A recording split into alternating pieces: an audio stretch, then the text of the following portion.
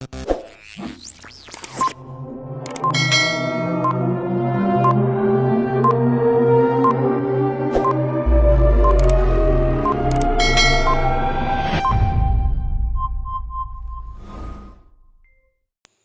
बच्चों, नमस्कार। आप सभी का स्वागत है आपके अपने YouTube channel Sikandar study centre में। दोस्तों, आज मैं कक्षा 10th का लेकर आया हूं चैप्टर नंबर 4 क्वाड्रेटिक इक्वेशन, द्विघातीय समीकरण, जिसमें हम लोग आज एनसीईआरटी के प्रश्नावली 4.1 में सारे प्रश्नों का सोल्यूशन करेंगे मात्र एक ही वीडियो में और इसी वीडियो में। तो दोस्तों, आप इस वीडियो को शुरू से लास्ट तक देखिएगा, तभी आपको पूरा सारा ये इसमें जितना भी क्वेश्चन है सारा आपको क्लियर होगा। तो चलिए वीडियो को स्टार्ट करते हैं। बट वीडियो को स्टार्ट करने से पहले भाई का नाम जान लीजिए। मेरा नाम है सिकंदर कुमार और आप देख रहे हैं हमारे YouTube channel Sikandar study centre. अगर जो आप इस चैनल पे पहली बार आए होंगे तो इस चैनल को सब्सक्राइब करके बेल आइकन को प्रेस कर लें, ताकि मैं आगे में जो भी वीडियो लाऊंगा उसका नोटिफिकेशन सीधा आपके मोबाइल में चला जाएगा। तो चलिए आज का वीडियो स्टार्ट करते हैं। तो चलिए दोस्तों, चलते हैं सीधा हम लोग प्रश्न में। प्रश्नावली 4.1 बुक है तो बुक आप निकाल ले। देखिए, हमारा सबसे पहला प्रश्न है, जांच कीजिए कि क्या निम्न द्विघाती समीकरण, मतलब जांच कीजिए कि क्या निम्न द्विघाती समीकरण है या नहीं। हम लोग को जांच करके बताना है। तो सबसे पहले हम लोग जान लें कि द्विघाती समीकरण है क्या।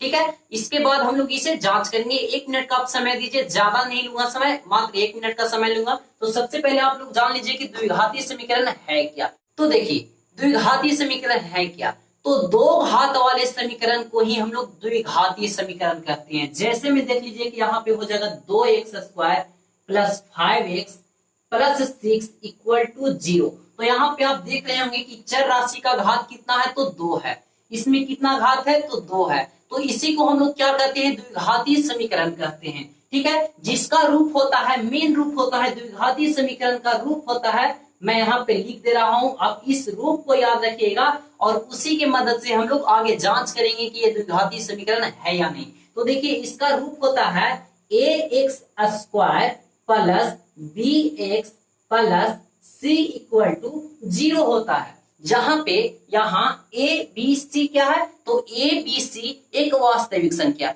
यानी कि a b c जो रहेगा वो वास्तविक संख्या 2, 4, 5 बट्टा में जो भी रहेगा पॉइंट में, मतलब ये क्या कि वास्तविक संख्या रहेगा। ठीक है, मैं यहाँ पे लिख दे रहा हूं a b c एक वास्तविक संख्या है। क्या है, वास्तविक संख्या है। तो यहाँ पे a b और c क्या हुआ, तो एक वास्तविक संख्या रहेगा, यानी कि कोई संख्या दिया हुआ रहेगा। हाँ, एक बात और याद रखेंगे हम लोग कि यहाँ पे a is not equal to 0 होना चाहिए, यानी कि जो x² का गुणांक है x² का गुणांक कितना है, तो a है, a is not equal to 0 होना चाहिए, यानी कि a का मान जो होगा, x² का गुणांक जो होगा वो 0 के बराबर नहीं होना चाहिए, तभी वो क्या कहलाएगा, द्विघातीय समीकरण कहलाएगा, अन्यथा ये द्विघातीय समीकरण नहीं कहलाएगा। तो चलिए हम लोग सीधा चलते हैं प्रश्न में। प्रश्नावली 4.1 बुक को निकाल लें और चलिए हम लोग सोल्यूशन करते हैं। आप इसे लिखना चाहते हैं तो लिख लिए, इस रूप को जरूर याद रखिएगा, ax² plus bx plus c equal to 0, जहां a b c एक वास्तविक संख्या है और a is not equal to 0, यानी कि a का मान 0 के बराबर नहीं होना चाहिए। ठीक है, तो चलिए दोस्तों, आप चलते हैं सीधा प्रश्न में। प्रश्न आपको यहाँ पे दिख रहा होगा, स्क्रीन पे देख सकते हैं आप। चलिए मैं प्रश्न को पढ़ता हूँ। देखिए, बोल रहा है प्रश्न, प्रश्नावली 4.1 में जांच कीजिए कि क्या निम्न द्विघातीय समीकरण है। तो जांच करके बताना है कि ये द्विघातीय समीकरण है या नहीं। तो चलिए मैं यहाँ पे प्रश्न को लिख लिया हूँ, अब इसे सोल्यूशन करता हूँ। तो थोड़ा सा आपको इसे सोल्यूशन करना होगा। देखिए, आपको खुद से दिमाग लगाना होगा कि ये इसका सोल्यूशन किस तरह से होगा। देखिए, यहाँ पे x प्लस 1 का होल स्क्वायर है, तो हम लोग इसे क्या करेंगे कि a प्लस बी, यहाँ पे इसे x को a मान लेंगे और प्लस तो प्लस रहेगा और 1 जो है 1 को हम लोग b मान लेंगे, यानी कि a प्लस बी का ये होल स्क्वायर हो गया या नहीं। तो हम लोग इसे क्या करेंगे, a प्लस बी के होल स्क्वायर पर तोड़ देंगे। तो a प्लस बी का होल स्क्वायर बराबर फॉर्मूला क्या होता है, a² plus 2ab plus b² होता है। तो a², तो a की जगह पे क्या है x, तो x का स्क्वायर हो जाएगा प्लस 2, तो 2 हो गया, और a की जगह पे क्या है x है और b की जगह पे क्या है, तो 1 है। ठीक है, इसके बाद b², तो 1 का स्क्वायर हो जाएगा और इसके बाद इधर में इक्वल है, इक्वल रहेगा। अब देखिए कि 2 जो है x प्लस 3 के दोनों से क्या हो रहा है, गुना हो रहा है, तो हम लोग गुना कर लेंगे। 2 2 में x से गुना करेंगे तो क्या हो जाएगा 2x हो जाएगा, और फिर 2 में यहाँ पे प्लस है और यहाँ पे भी प्लस, प्लस हमारा यहाँ पे छुपा हुआ है तो प्लस यहाँ पे लिख देंगे सबसे पहले, और यहाँ पे 2 में 3 से गुना होगा तो 2 3 6 होता है। ठीक है, अब इसे देखिए x स्क्वायर हो गया। ठीक है, अब देखिए 2 में x और 1 से गुना होगा तो क्या हो जाएगा 2x, प्लस हो गया यहाँ पे 2x और क्या हो गया प्लस 1 स्क्वायर हो गया, इक्वल टू, अब देखिए यहाँ पे क्या है 2x और प्लस में 6 है। ठीक है, इतना समझ में आ रहा है। चलिए एक स्टेप और देखते हैं। देखिए यहाँ पे हो गया x स्क्वायर और ये प्लस 2x हो गया। अब देखिए इधर में क्या है प्लस 2x, बराबर के उस साइड भी है तो इस साइड आएंगे तो क्या हो जाएगा माइनस 2x हो जाएगा। फिर क्या है देखिए 1 का स्क्वायर कितना होगा तो 1 होगा, प्लस में हो जाएगा यहाँ पे क्या 1 होगा, और ये देखिए इधर में क्या है प्लस 6 है तो इधर लाएंगे तो क्या हो जाएगा माइनस 6, और इधर में कुछ नहीं बचा तो 0 हो जाएगा। अब देखिए कि ये क्या हो गया, देखिए यहाँ पे क्या है प्लस 2x है और माइनस 2x है तो minus 2x plus 2x cancel हो गया, प्लस माइनस माइनस होता है तो कट जाएगा, और यहाँ पे हो गया x स्क्वायर। अब देखिए कि यहाँ पे क्या बचा, तो यहाँ पे बच रहा है देखिए 6 में से 1 जाएगा, प्लस माइनस क्या होता है तो माइनस होता है, तो 6 में से 1 जाएगा तो क्या बचेगा -5 बचेगा, इक्वल टू 0। अब देखिए यहाँ पे द्विघाती समीकरण आया या नहीं, तो द्विघाती समीकरण का डिफिनेशन हम क्या बोले, दो घात वाले समीकरण को द्विघातीय समीकरण कहते हैं, और उसका रूप क्या होता है तो मैं यहाँ पे लिख दे रहा हूं, उसका रूप एक बार और मैं लिख दे रहा हूं। देखिए ax square plus bx plus c is equal to 0, ax square plus bx plus c equal to 0, जहां a is not equal to 0 होना चाहिए और b और c 0 हो सकता है, उससे हमें कोई दिक्कत नहीं, लेकिन a का मान जो होगा वो 0 के बराबर नहीं होना चाहिए। तो यहाँ पे देख सकते हैं आप, यहाँ पे b का मान 0 हो गया है, c का मान तो है नहीं, तो यहाँ पे b का मान गायब है, यानी कि x वाला का मान गायब है, कोई दिक्कत नहीं। लेकिन हम लोग को x का मान तो यहाँ पे है ना कुछ नहीं, तो 1 तो है ना गुना में। ठीक है, तो यहाँ पे समीकरण हमारा क्या है x square minus 5 equal to 0, यानी कि ये x square plus bx plus c equal to 0 इस रूप का है। ठीक है, इस रूप का है ना, तो इसे हम लोग कह देंगे कि ये द्विघाती समीकरण है। क्या कहेंगे, ये द्विघाती समीकरण है। देखिए अब इसका हम लोग उत्तर किस तरह से देंगे, देखिए लिखेंगे अतः x square minus 5 equal to 0, जो कि ये द्विघाती समीकरण है, क्योंकि ax square plus bx plus c equal to 0 है और a is not equal to 0 है, इसलिए यह द्विघाती समीकरण होगा। जांच हो गया हम लोगों को, लिख लीजिएगा आप लोग। चलिए नेक्स्ट प्रश्न देखते हैं, क्वेश्चन नंबर देखिए बाबू, अगला हमारा प्रश्न है 1 का ही 2 में। क्या है हमारा प्रश्न, तो x square minus 2x equal to -2 into क्या है 3 माइनस x है। तो देखिए इसे हम लोग थोड़ा सा सोल्यूशन करेंगे, एक लाइन देखिए एक स्टेप सोल्यूशन करेंगे तो यहाँ हो जाएगा एक्स स्क्वायर माइनस 2x। अब देखिए इक्वल है, इक्वल रहेगा। अब इस साइड सोल्यूशन की देखिए यहाँ पे -2 है और इसके 3 के आगे क्या है तो प्लस है, तो प्लस माइनस क्या हम लोग जानते हैं, तो प्लस माइनस माइनस होता है, तो सबसे पहले माइनस लिख देंगे। 3 दूना कितना हो गया तो 6 हो गया। अब देखिए यहाँ x के आगे क्या है माइनस है और यहाँ 2 के आगे क्या है तो माइनस है, तो माइनस माइनस क्या होता है तो प्लस होता है, और 2 में x से गुना होगा तो 2x हो जाएगा। ठीक है, अब देखिए यहाँ पे हो जाएगा एक्स स्क्वायर और यहाँ पे देखिए -2x ये रह जाएगा। अब ये +2 जो होगा ये इस साइड आएगा तो -2x हो गया। अब ये जो प्लस -6 है बराबर की इस साइड आएगा तो क्या हो जाएगा +6, और इधर भी कुछ नहीं बचा तो 0 हो गया। ठीक है, अब देखिए ये एक्स स्क्वायर और ये माइनस माइनस क्या होता है प्लस होता है, तो 2 और 2 क्या हो जाएगा 4 हो जाएगा, -4x हो जाएगा और माइनस +6 और इक्वल टू 0। अब ये देखिए कि ax स्क्वायर क्या देखना है इसमें हम लोग को, ax square plus bx plus c equal to 0 है या नहीं, और a is not equal to 0 रहना चाहिए। तो देखिए यहाँ पे a यानी कि एक्स स्क्वायर का गुणक कितना है 1 है, यानी कि 0 के बराबर नहीं है, अतः ये भी क्या है कि ये द्विघातीय समीकरण है, लिख लीजिएगा। चलिए नेक्स्ट प्रश्न देखते हैं, क्वेश्चन नंबर 1 का 3। तो चलिए बच्चों अगला हमारा है 1 का 3 में, इसे हम लोग थोड़ा सा सोल्यूशन करेंगे। देखिए क्या है x -2 है और इंटू में है x + 1 है, तो इसे क्या करेंगे गुना करेंगे, x में x से गुना होगा तो क्या हो जाएगा x स्क्वायर हो जाएगा, और -2x से x में गुना करेंगे तो क्या हो जाएगा -2x हो जाएगा। उसी प्रकार से x में 1 से गुना करेंगे तो क्या हो जाएगा +x हो जाएगा, और फिर माइनस से +1 में -2 से +1 में गुना करेंगे तो क्या हो जाएगा -2 हो जाएगा। इक्वल देंगे। अब इसके बाद इस साइड चलिए, देखिए x में x से गुना होगा तो क्या हो जाएगा, एक्स स्क्वायर हो जाएगा। अब देखिए -1 में x से गुना होगा तो -x होगा, ठीक है। अब देखिए x में +3 से गुना होगा तो +3x हो गया। और उसी प्रकार से -1 में +3 से करेंगे तो -3 हो जाएगा। अब देखिए कि क्या करना है, यहाँ पे हो जाएगा एक्स स्क्वायर, इधर में है एक्स स्क्वायर, तो इधर लाएंगे तो -x स्क्वायर हो जाएगा। फिर इधर में देखिए क्या है, देखिए 2x में से एक x चला जाएगा तो -x बचेगा, ठीक है। अब देखिए इधर में क्या बच रहा है, देखिए यहाँ भी क्या होगा कि 3x में से एक x चला जाएगा तो 2x बचेगा प्लस में, और इधर आएगा तो क्या हो जाएगा, माइनस में -2x हो गया। अब देखिए यहाँ पे क्या बच रहा है, -2, और इधर में क्या बच रहा है, -3, तो इस साइड आएगा तो +3 हो जाएगा, और इक्वल टू क्या हो जाएगा, 0 हो जाएगा। अब देखिए कि एक्स स्क्वायर से एक्स स्क्वायर कैंसिल हो गया, और यहाँ पे क्या बच रहा है, देखिए -3x बच रहा है, और फिर क्या हो गया माइनस, देखिए यहाँ पे क्या हो जाएगा, +3 है और -2 है, तो प्लस माइनस तो माइनस होता है, 3 में से 2 जाएगा तो +1 बचेगा, और इक्वल टू 0 हो जाएगा। यहाँ पे माइनस कॉमन लेंगे तो क्या हो जाएगा, 3x - 1 और इक्वल टू 0 हो जाएगा। अब हम लोग को देखना है कि यहाँ पे ax square plus bx plus c equal to 0 इस रूप में आया है या नहीं। हम लोग को समीकरण देखना है कि इस रूप में आया ही नहीं। तो देखिए यहाँ पे ax स्क्वायर यानी कि x स्क्वायर तो है ही नहीं यहाँ पे, यानी कि दो घात वाला तो यहाँ पे है ही नहीं, दो घात वाला समीकरण तो है ही नहीं, एक घात वाला समीकरण है। तो क्या ये द्विघाती समीकरण होगा, नहीं होगा, क्योंकि ये ax square plus bx plus c equal to 0 इस रूप का है ही नहीं। तो ये क्या होगा, ये द्विघाती समीकरण नहीं होगा, लिखेंगे अतः ये द्विघाती समीकरण नहीं है। चलिए नेक्स्ट हम लोग देखते हैं क्वेश्चन नंबर 1 का 4 में। तो चलिए बच्चों अब देखते हैं प्रश्नावली 4.1 में एनसीईआरटी क्वेश्चन नंबर 1 का 4। देखिए यहाँ पे हमारा क्वेश्चन क्या है, x - 3 into 2x plus 1 equal to x into x plus 5 है। तो देखिए इसे हम लोग थोड़ा सा सोल्यूशन करके मात्र 2 स्टेप में इसे हम लोग बता देंगे कि ये द्विघाती समीकरण है या नहीं। तो देखिए यहाँ पे x में 2x से गुना होगा तो क्या हो जाएगा, 2x स्क्वायर हो जाएगा। उसी प्रकार से -3 से प्लस 2x में गुना होगा तो प्लस माइनस माइनस और 3 दूना 6x हो गया।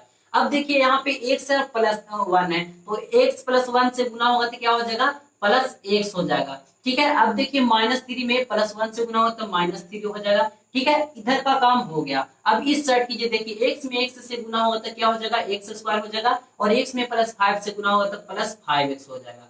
अब देखिए क्या करना है कि 2x स्क्वायर इधर में है और इधर में एक x स्क्वायर है, तो प्लस में तो इधर आएंगे तो क्या हो जाएगा, माइनस में x स्क्वायर हो जाएगा, और फिर माइनस, देखिए अब यहाँ पे देखना है -6x है और प्लस x है, तो प्लस माइनस तो माइनस होता है, यानी 6x में से 1x घटेगा तो क्या बचेगा, -5x घटेगा, ठीक है। अब इधर में देखिए प्लस 5x है, तो इसको इधर लाएंगे तो क्या हो जाएगा, -5x हो जाएगा, ठीक है। अब इधर में देखिए -3 बचा और इधर में कुछ नहीं बचा।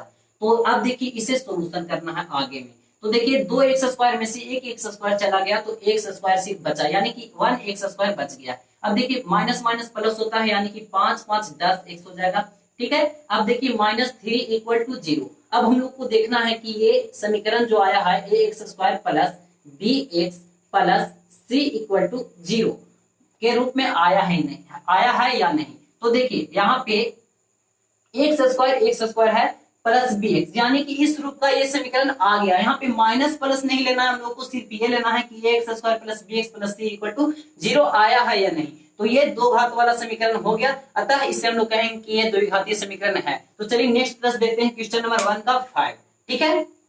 तो चलिए बच्चों अगला हमारा प्रश्न है 5 में, क्या बोल रहा है कि 2x - 1 into x - 3 equal to x plus 5 into x - 1 है। तो देखिए इसे हम लोग थोड़ा सा सोल्यूशन करते हैं, 2 स्टेप सोल्यूशन करते हैं। 2x में x से गुना होगा तो क्या हो जाएगा, 2x स्क्वायर हो जाएगा, और फिर -1 में x से गुना होगा तो क्या हो जाएगा, -x हो जाएगा, ठीक है। उसी प्रकार से 2x में -3 से गुना होगा तो प्लस माइनस तो माइनस होगा, 3 दूना 6x हो जाएगा। उसी प्रकार से माइनस माइनस तो हो गया यहाँ पे प्लस, और 3 में 1 से गुना होगा तो 3 इक्वल टू हो जाएगा। अब देखिए x में x से गुना होगा तो x स्क्वायर हो जाएगा प्लस 5x हो गया, ठीक है। अब देखिए x में -1 से गुना होगा तो -x हो जाएगा। अब देखिए 5 में -1 से गुना होगा तो -5 हो गया, ठीक है। इतना समझ में आ रहा है। देखिए अब आगे करते हैं एक स्टेप और, 2x स्क्वायर हो जाएगा। अब देखिए x स्क्वायर बराबर उस साइड है तो इधर मिलाएंगे तो माइनस में जाएगा, उधर में प्लस में है, तो देखिए हो गया। अब यहाँ देखिए माइनस माइनस क्या हो गया, प्लस हो गया, 6x और x जुड़ेगा तो क्या हो जाएगा, 7x हो जाएगा, ठीक है।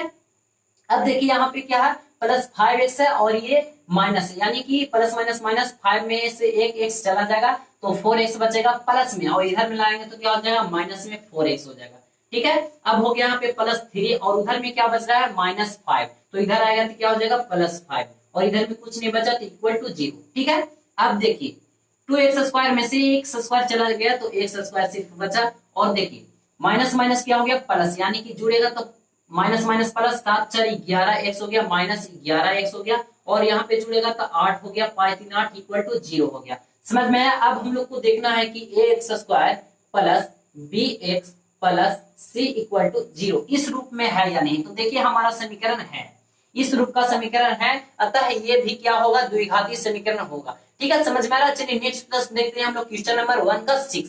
तो चलिए बच्चों अगला हमारा है 6 में, देखिए यहाँ पे क्या है x², इसे सोल्यूशन कीजिए थोड़ा सा, x² हो जाएगा और प्लस में 3x है और +1 है। इस साइड तो कुछ नहीं करना है बल्कि इस साइड करना है। देखिए a माइनस बी के होल स्क्वायर है या नहीं, इसे हम लोग तोड़ देंगे फॉर्मूला पे, तो क्या हो जाएगा x² माइनस 2a और b के जगह पे क्या है तो 2 हो गया, और फिर क्या हो जाएगा प्लस b का स्क्वायर हो जाएगा तो 2 का स्क्वायर हो गया। ठीक है, अब देखिए यहाँ पे हो जाएगा x² प्लस 3x प्लस 1 और इक्वल टू यहाँ पे देखिए x² हो गया, और देखिए 2 और 2 दूना 4 और x से गुना होता क्या होगा 4x हो जाएगा, -4x और प्लस 2 दूना कितना हो गया 4 हो गया। अब देखिए x² को इधर लाएंगे तो x² और ये इधर आएगा तो -x² हो जाएगा, प्लस 3x और इधर से आएगा क्या होगा माइनस में, इधर में तो इधर आएगा तो प्लस 4x हो जाएगा। ठीक है, अब देखिए +1 है और इधर में क्या है +4, तो इधर आएगा तो -4 हो जाएगा और इक्वल टू 0 हो गया। अब देखिए कि यहाँ पे x² से x² कट रहा है क्योंकि प्लस माइनस माइनस होता है और यहाँ पे घट जाएगा, तो अब क्या बचा 4 और 3 7x बच गया, और फिर यहाँ पे घटेगा तो क्या होगा -3 इक्वल टू 0। अब हम लोग को देखना है कि x² plus bx plus c equal to 0 का फॉर्म में आया है या नहीं। इस फॉर्म में क्या ये समीकरण आया है तो नहीं आया है, अतः हम लोग कह देंगे कि ये समीकरण जो भी आया है मतलब इसका क्वेश्चन नंबर 1 का 6 में ये हमारा द्विघातीय समीकरण नहीं है। ठीक है, चलिए नेक्स्ट देखते हैं आगे में। तो चलिए बच्चों अगला हमारा है क्वेश्चन नंबर 1 का 7 में x प्लस 2 का होल क्यूब, यानी कि a प्लस बी का होल क्यूब के फॉर्म में है या नहीं, तो हम लोग फॉर्मूला को यूज करेंगे। तो देखिए हम बता दे रहे हैं यहाँ पे a प्लस बी का होल क्यूब बराबर फॉर्मूला क्या होता है, तो होता है a cube plus b cube plus 3a square b plus 3ab square होता है। तो हम लोग इसको हम लोग यहाँ पे यूज करेंगे। तो देखिए a की जगह पे क्या है x है, तो x का क्या हो जाएगा q हो जाएगा, फिर b के जगह पे क्या है तो 2 है, तो 2 का क्या हो जाएगा q हो जाएगा। ठीक इसी प्रकार से देखिए प्लस से आगे में तो 3 है और a का स्क्वायर यानी कि x का स्क्वायर हो जाएगा, और b का देखिए b, तो b कितना है तो 2 है, इंटू 2 हो गया। ठीक है, अब देखिए आगे में क्या है प्लस 3, a के जगह पे क्या है तो x इंटू x हो जाएगा, और b का स्क्वायर यानी कि 2 का स्क्वायर होगा तो कितना हो जाएगा 4 हो जाएगा, फिर क्या है इक्वल टू, अब देखिए यहाँ पे 2x में x स्क्वायर से गुना होगा तो कितना हो जाएगा 2x क्यू हो जाता है। गुना जब भी होता है तो पावर जुड़ जाता है, इसका पावर 1 और इसका पावर 2, तो 2 1 3 हो गया। अब देखिए 2x में -1 से गुना होगा तो -2x हो जाएगा। ठीक है, अब देखिए यहाँ पे x क्यू हो जाएगा, x का पावर 3, और यहाँ पे देखिए 2 का क्यू होगा तो 2 दूना 4 दूना 8 हो गया, प्लस 8 हो गया। अब देखिए यहाँ पे 3 दूना 6 हो जाएगा, प्लस 6x स्क्वायर हो गया। अब देखिए 4 3 12x हो जाएगा। ठीक है, इसके बाद देखिए यहाँ पे हो जाएगा 2x क्यू हो जाएगा और -2x हो जाएगा। ठीक है, इतना समझ में आ रहा है ना। अब देखिए आगे में x क्यू हो गया, यहाँ पे क्या हो गया x क्यू, और इधर में क्या है प्लस 2x क्यू है, तो इधर में आएगा तो -2x क्यू हो जाएगा। ठीक है, अब देखिए यहाँ पे क्या हो गया 6x, इसको अभी रहने देते हैं 6x स्क्वायर, क्या है प्लस 6x स्क्वायर, इधर में क्या है इधर में है ही नहीं इस जाति का। अब देखिए यहाँ पे क्या हो गया प्लस 12x और इधर में क्या है -2x, तो इधर में आ जाएगा प्लस 2x हो जाएगा। अब क्या बच रहा है अचर राशि, अचर राशि वाला क्या है तो प्लस 8 है, तो प्लस 8 रह जाएगा, और इधर में क्या बचा तो 0 बच गया। अब देखिए यहाँ पे घटेगा तो क्या हो जाएगा 2x क्यू में से 1x क्यू जाएगा तो क्या बचेगा -x क्यू बचेगा। अब देखिए यहाँ पे प्लस 6x स्क्वायर ये इसी तरह से रह जाएगा। अब देखिए प्लस प्लस प्लस होता है तो 12 तो 14 हो गया, 14x हो गया। ठीक है, अब देखिए अब क्या करना है कि प्लस यहाँ पे क्या बच गया 8 इक्वल टू 0 बच गया। अब यहाँ पे देखिए कि x square sorry a x square plus B x plus C equal to 0। इस फॉर्म में क्या ये समीकरण आया है? तो जी नहीं, ये इस फॉर्म में ये समीकरण नहीं आया है। अतः हम लोग कह देंगे कि ये समीकरण यानी कि इस प्रश्न का यानी कि क्वेश्चन नंबर 1 का 7 ये हमारा द्विघाती समीकरण नहीं है, क्योंकि A x square plus B x plus C equal to 0 इस फॉर्म में हमारा ये सोल्व करके सोल्यूशन इसका इस समीकरण नहीं आया। ठीक है, अतः ये क्या होगा कि द्विघाती समीकरण नहीं होगा। चलिए नेक्स्ट देखते हैं आगे में। तो चलिए बच्चों, अगला हमारा है 4.1 का प्रश्न संख्या 1 का 8। ये प्रश्न संख्या 1 का 8 लास्ट प्रश्न है। तो चलिए इसे हम लोग सोल्यूशन करते हैं, बताते हैं हम लोग इसे सोल्यूशन करके कि ये द्विघाती समीकरण है या नहीं।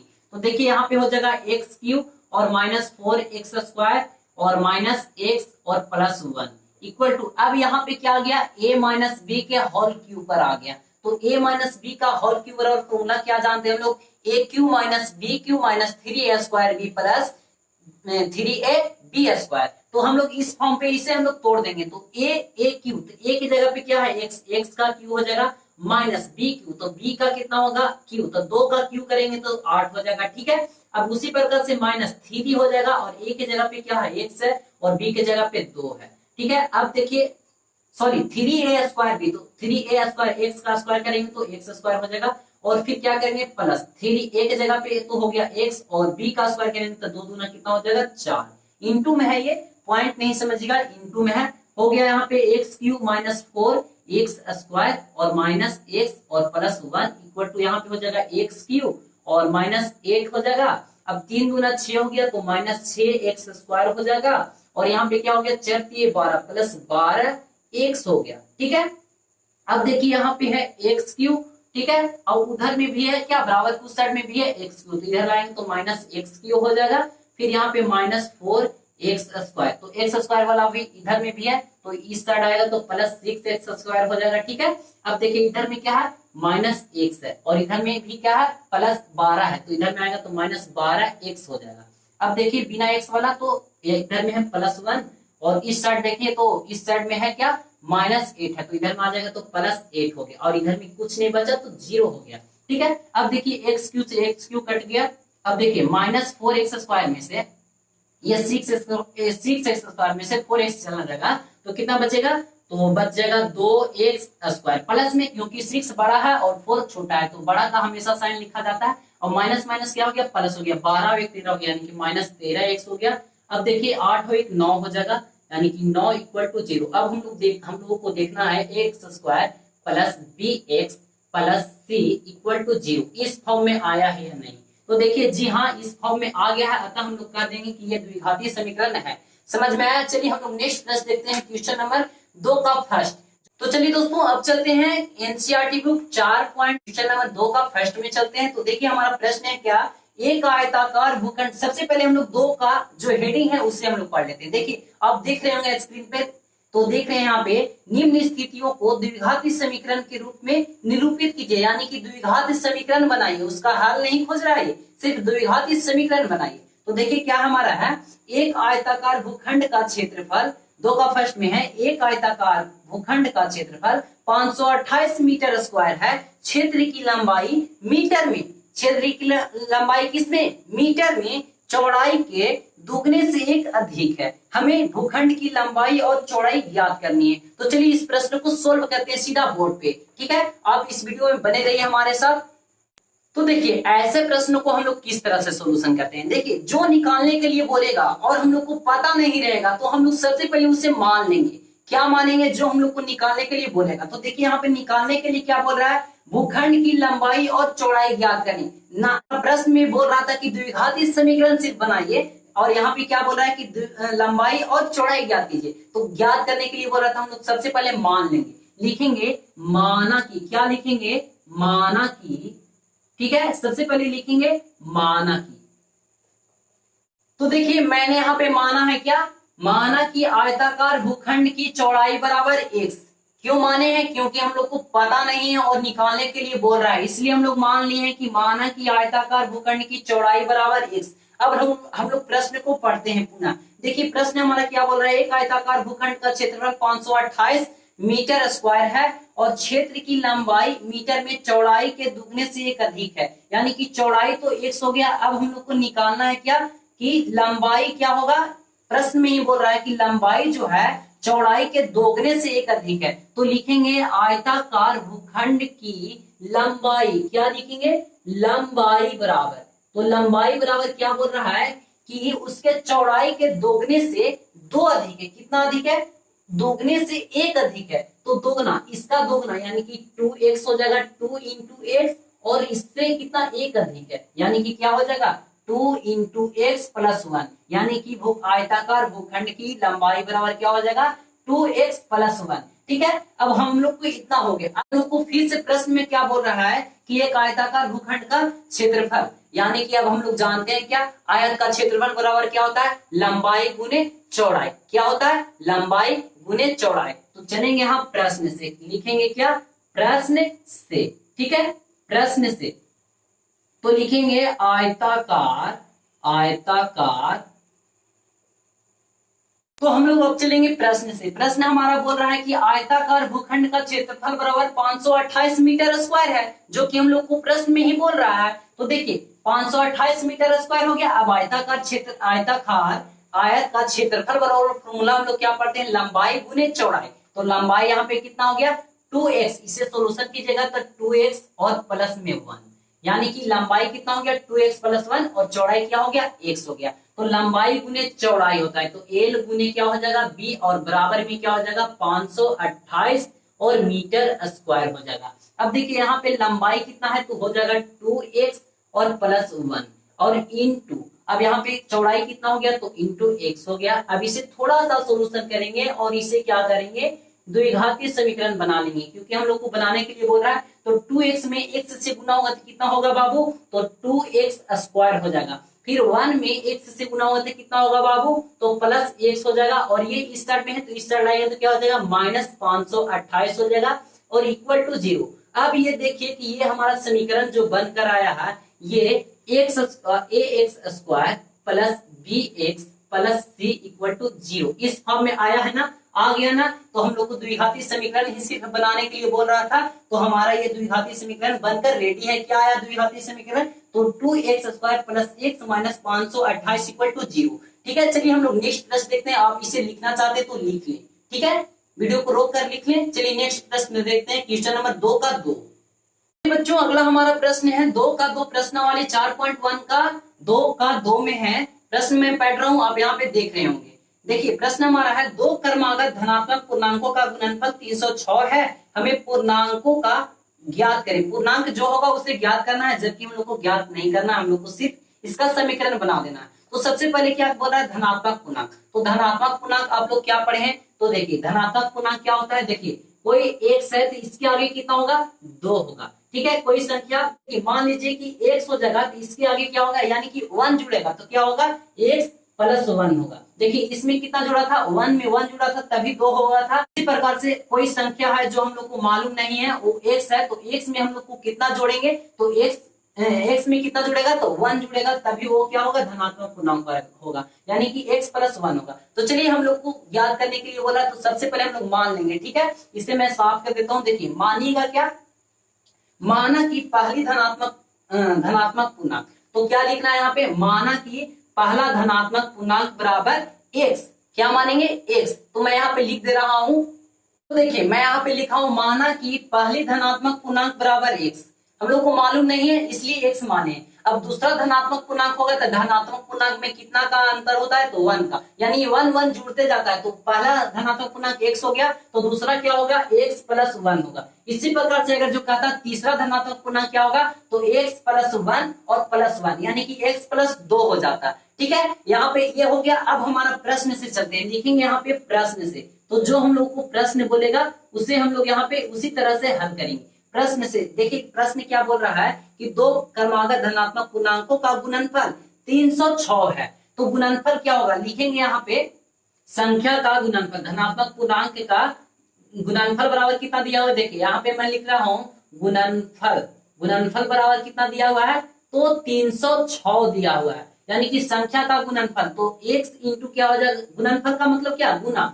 x इंटू कितना, तो x प्लस 1 इक्वल टू कितना हो जाएगा 306 हो जाएगा। अब हम लोग को यहाँ पे समीकरण बना लेना है। तो देखिए यहाँ पे मैं गुना नहीं लिखूंगा, चलूंगा, क्योंकि इसे ब्रैकेट में कर दिया हूं। अब x में x से गुना होगा तो क्या हो जाएगा x स्क्वायर, और फिर x में प्लस 1 से गुना हो तो x, और ये 306 इस साइड है तो इधर मिलाएंगे तो 306 हो जाएगा माइनस में, और इक्वल टू ये हो गया 0। देखिए अब ये हमारा द्विघातीय समीकरण बन गया। ये देखिए ax square plus bx plus c equal to 0 आ गया है कि नहीं, आ गया है। तो हम लोग कह देंगे ये द्विघातीय समीकरण है। और देखिए हम लोग को बोल रहा था कि द्विघातीय समीकरण के रूप में इसे बनाइए। तो देखिए मैं यहाँ पे बना दिया हूँ x square plus x minus 306 equal to 0। ये हमारा द्विघातीय समीकरण हो गया। चलिए नेक्स्ट प्रश्न देखते हैं, क्वेश्चन नंबर 2 का 3। ठीक है, आप इसे लिखना चाहते हैं तो आराम से इस वीडियो को रोक कर लिख सकते हैं इसे।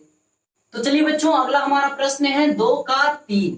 तो 2 का 3 में है क्या, देखिए रोहन की माँ उससे 26 वर्ष बड़ी है, उसकी आयु वर्षों में का गुणनफल अब से 3 वर्ष पश्चात 360 हो जाएगी। तो हमें रोहन की वर्तमान आयु ज्ञात करनी है। तो सबसे पहले आप लोग को जो नहीं मालूम है उसे मान लेंगे। माना कि रोहन का वर्तमान आयु x है, माना कि रोहन का वर्तमान आयु कितना है x है, और रोहन की माँ का वर्तमान आयु, अब देखिए हमारा प्रश्न में ही बोल रहा है कि रोहन की माँ उससे 26 वर्ष बड़ी है, यानी कि उसका वर्तमान आयु x है तो उससे 26 वर्ष बड़ी होगी, यानी कि जुड़ जाएगी। तो x प्लस कितना हो जाएगा, x प्लस 26 हो जाएगा। अब यहाँ पे कितना आ गया, रोहन की माँ का वर्तमान आयु कितना आ गया, तो 26 वर्ष आ गया। ठीक है, अब चलिए हम लोग प्रश्न से चलते हैं। प्रश्न हमारा क्या है, चलेंगे प्रश्न से। बोल रहा है कि 3 वर्ष पश्चात यानी कि बाद 360 हो जाएगी।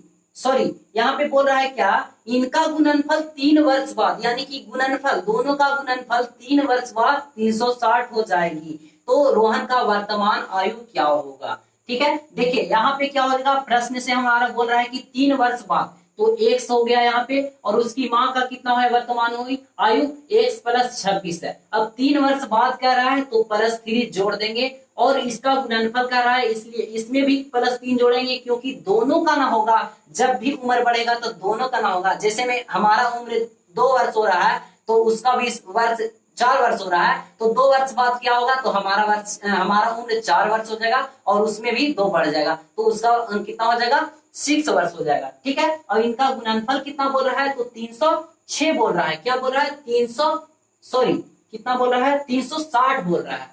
क्या हो जाएगा 360। अब इसका गुणनफल, तो इसे हम लोग गुना कर लेते हैं। देखिए x में x से गुना होगा तो क्या हो जाएगा, x स्क्वायर हो जाएगा। ठीक इसी प्रकार से x में 26 से गुना होगा तो 26x हो गया।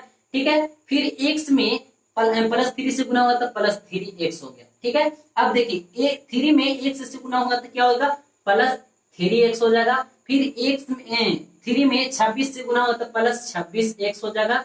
सॉरी, यहाँ पे देखिए 3 में 26 से गुना होगा तो कितना होगा, प्लस पहले दे देते हैं तो 36 18 हो जाएगा, हाथ में 1 और 2 3 6 1 7, यानी कि 78 आ गया, और प्लस में 3 3 9 हो जाएगा, और इक्वल टू इधर में 360 बच रहा है। अब देखिए इसे सोल्यूशन कीजिए तो x स्क्वायर ये हो गया 26x, और यहाँ पे 3x और फिर 3x, तो 26 और 3 कितना हो गया 29, और 3 हो गया 32, प्लस 32x हो जाएगा। ठीक है, अब यहाँ पे देखिए 78 और प्लस जोड़ेंगे तो कितना हो जाएगा, तो जोड़ेंगे तो हो जाएगा 87। कितना हो जाएगा, सॉरी यहाँ पे जोड़ेंगे तो कितना हो जाएगा 87 हो जाएगा। ठीक है, अब यहाँ पे प्लस कितना है 360 उस साइड, तो इधर मिलाएंगे तो माइनस 360 हो जाएगा, और इक्वल टू 0 हो गया। अब देखिए यहाँ पे x स्क्वायर प्लस 32x हो गया। अब ये घटाएंगे तो कितना होगा, देखिए मैं घटा लेता हूँ, 360 में 87 घटेगा तो 10 में से 7 गया तो 3, और यहाँ पे क्या हो गया, यहाँ पे कैरी ले लिए थे तो 5, यानी कि 15 में से 8 गया तो 7, और यहाँ पे हो गया 2, यानी कि 277 कितना आ गया, माइनस 273 इक्वल टू 0। यही हमारा क्या हो जाएगा, द्विघातीय समीकरण हो जाएगा। ठीक है, हमारा द्विघातीय समीकरण कितना निकल कर आया इसका, तो x square plus 32x minus 273 equal to 0। ठीक है, समझ में आया। चलिए नेक्स्ट देखते हैं अगला हमारा प्रश्न क्या है जो आगे में देखते हैं। तो चलिए बच्चों अगला हमारा प्रश्न है प्रश्न संख्या 2 का 4 में बोल रहा है एक रेलगाड़ी 480 किलोमीटर की दूरी समान चाल से तय करती है। यदि इसकी चाल 8 किलोमीटर कम होती है तो वह उसी दूरी को तय करने में 3 घंटा अधिक समय लेता। तो हमें रेलगाड़ी की चाल ज्ञात करनी है और इसका समीकरण ज्ञात करना है। तो देखिए सबसे पहले हम लोग को मालूम नहीं है, उसे हम लोग मान लेंगे, जो मालूम है उसे लिख लेंगे। तो हम लोग को मालूम क्या था कि प्रश्न में बोल रहा है रेलगाड़ी द्वारा तय की गई कुल दूरी बराबर 480 किलोमीटर है, और हम लोग को क्या मालूम नहीं है, रेलगाड़ी की चाल नहीं मालूम है। तो रेलगाड़ी की चाल हम लोग को मान लेंगे एक्स, रेलगाड़ी की चाल बराबर क्या हो जाएगा एक्स, और रेलगाड़ी को जो इतना 480 किलोमीटर जो तय करने में लगा समय हम लोग को नहीं मालूम है, तो मान लेंगे रेलगाड़ी द्वारा लिया गया समय, इस दूरी को तय करने में लिया गया समय कितना हो गया, y हो गया। ठीक है, अब हम लोग एक फॉर्मूला पढ़े थे कि समय बराबर होता है दूरी बटा चाल। क्या होता है, समय बराबर दूरी बटा चाल। ठीक है, तो हम लोग यहाँ पे इसे इस मान को पुट करेंगे, तो समय कितना हो गया, तो समय हो गया क्या, y हो गया, तो y हो गया और इक्वल टू दूरी कितना हो गया, तो 480 किलोमीटर हो गया, और बट्टा में अब यहाँ पे चाल कितना हो गया, तो चाल हमारा हो गया x हो गया। अब ये जो आया हमारा, इससे हम लोग क्या करेंगे, समीकरण फर्स्ट मानेंगे। क्या मानेंगे, समीकरण फर्स्ट मान लेंगे। ठीक है, अब चलेंगे हम लोग प्रश्न से। तो प्रश्न हमारा क्या बोल रहा है, देखिए मैं यहाँ पे लिख दे रहा हूँ, सॉरी अभी यहाँ पे जगह है तो बच रहा है, अभी मैं यहाँ पे लिख दे रहा हूँ। देखिए चलेंगे प्रश्न से। प्रश्न हमारा क्या बोल रहा है, थोड़ा सा आप समय दीजिए 1 मिनट और। देखिए बोल रहा है कि यदि इसकी चाल 8 किलोमीटर कम, मतलब इसकी चाल 8 किलोमीटर प्रति घंटा कम होती, यानी कि इसकी चाल कितना कर रहा है, 8 किलोमीटर कम होती, यानी कि यहाँ पे क्या एक समीकरण है, y इक्वल टू यहाँ पे क्या है 480 बट्टा कितना है x है। तो इसकी चाल कितना कम होती, देख लीजिए आप, इसकी चाल 8 किलोमीटर प्रति घंटा कम होती। तो चाल को हम लोग किससे, x से, तो x कहाँ पे है, x यहाँ पे है, तो इसमें क्या करेंगे 8 किलोमीटर प्रति घंटा कम कर देंगे, यानी घटा देंगे, तो x माइनस क्या हो जाएगा 8 हो जाएगा। तो वह क्या होगा, देखिए आगे बोल रहा है तो वह उसी दूरी को तय करने में 3 घंटा अधिक समय लेता, यानी कि समय कितना लेता 3 घंटा अधिक, तो समय y हो गया तो +3 कर देंगे। अब ये इसे क्या करेंगे, समीकरण 2 मान लेंगे, और क्या करेंगे, समीकरण 2 में से एक को घटा देंगे और इसे सोल्यूशन कर देंगे, हल हमारा निकल कर आ जाएगा। अब इतना कर सकते हैं, कर लीजिएगा। देखिए क्या करिएगा, समीकरण 2 में से फर्स्ट को घटा दीजिए, समीकरण 2 माइनस फर्स्ट, तो देखिए 2 क्या है, तो y है और +3 है, तो इस साइड वाला इस साइड ही घटाएंगे तो -y हो जाएगा, इक्वल टू अब उस साइड में क्या है, तो 480 है और बट्टा में क्या है x और -8 है, घटाना है तो माइनस कर देंगे, 480 बट्टा हो गया यहाँ पे x। अब देखिए यहाँ पे y से y क्या हो गया, कैंसिल हो गया, और यहाँ पे बच गया 3 इक्वल टू यहाँ पे क्या लेंगे, यहाँ पे एलसीएम लेंगे तो हो जाएगा x इंटू x माइनस 8 हो जाएगा। देखिए इससे इसमें ये कट जाएगा, x बचेगा, x में देखिए x बच रहा है यहाँ पे, तो x में 480 से गुना होगा तो 480 x हो गया और फिर माइनस हो जाएगा। अब x में x कटा तो x माइनस 8 से इतना गुना होगा तो क्या होगा, -480 x हो जाएगा, और फिर हो गया क्या, माइनस माइनस प्लस हो गया, 480 में 8 से गुना होगा तो क्या होगा, 0 8 64 के 4 हाथ में बच गया 6 और 8 चौक 32 और 6 38, यानी कि 3840 आ गया। अब देखिए क्या हो जाएगा, 3 देखिए यहाँ पे एक्स स्क्वायर, एक्स में एक्स से गुना हुआ था, एक्स स्क्वायर में 3 से गुना हुआ तो क्या होगा 3x स्क्वायर हो गया, और x में -8 से गुना होता, -8x में 3 से गुना होता -8 की 24x हो जाएगा, इक्वल टू 480। देखिए यहाँ पे क्या होगा, जुड़ेगा तो कितना होगा 0 8 चल पा रहा है 2 हाथ में। ठीक है दोस्तों, इतना हमारा समीकरण निकल कर आ गया। चलिए मिलते हैं नेक्स्ट वीडियो में, आज का वीडियो यहीं पे समाप्त करते हैं। उम्मीद है दोस्तों आप लोगों को ये वीडियो पसंद आया, अगर जो पसंद आएगा तो मेरे चैनल को सब्सक्राइब करना ना भूलिएगा, ताकि मैं आगे में जो भी वीडियो लाऊंगा उसका नोटिफिकेशन सीधा आपके पास जाएगा, क्योंकि ये जो पसीना बह रहा है ना सिर्फ आप लोगों के लिए बह रहा है। ठीक है, चलिए मिलते हैं नेक्स्ट वीडियो में, आज का वीडियो यहीं पे समाप्त करते हैं। Thank you so much, best of luck.